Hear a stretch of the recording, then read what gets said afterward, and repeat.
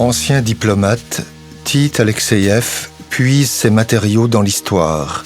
Son roman, Le Pèlerinage, a reçu le prix de littérature de l'Union européenne. Il a écrit sur la couverture du livre. Le Pèlerinage est un roman historique extrêmement bien documenté qui prend ses sources dans les 4 chroniques de la première croisade.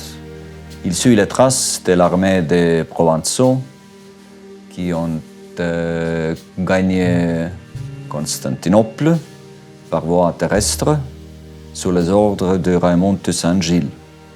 C'est aussi un roman trépidant sur une valeur qui traverse les siècles, la loyauté dans un Moyen-Âge vivant, animé et haute en couleurs.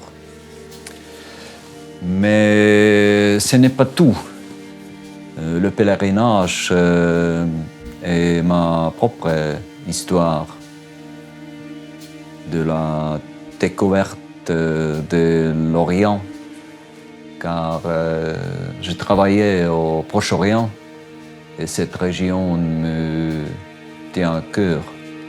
Il ne s'agit pas d'un roman de la guerre ou des aventures, c'est plutôt une histoire du voyage envers soi-même et envers Dieu.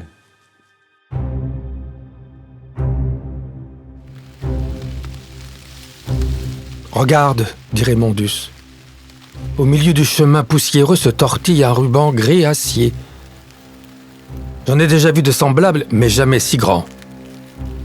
Des milliers de larves se sont réunies et avancent. Chacune d'elles se meut tantôt s'étendant, tantôt se contractant.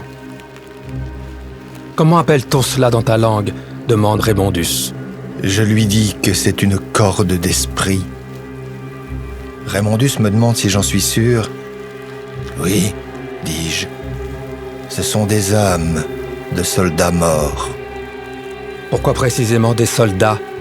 Demande Raymondus. Parce qu'ils ne désertent pas à ce qu'on dit.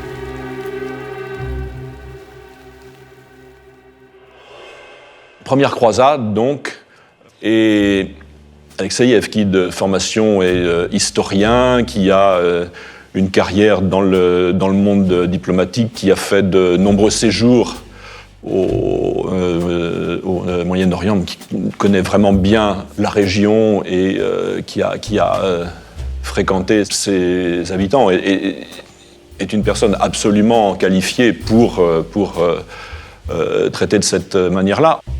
En même temps, de par son statut d'écrivain estonien, il nous donne un regard un peu décalé, détaché, qui a certainement quelque chose à nous apprendre. Avec ce roman, Tite Alexeïev nous montre qu'il est possible d'écrire sur un sujet devant lequel plus d'un auteur français reculerait probablement avec prudence, et de le faire de façon vraiment intéressante et prenante.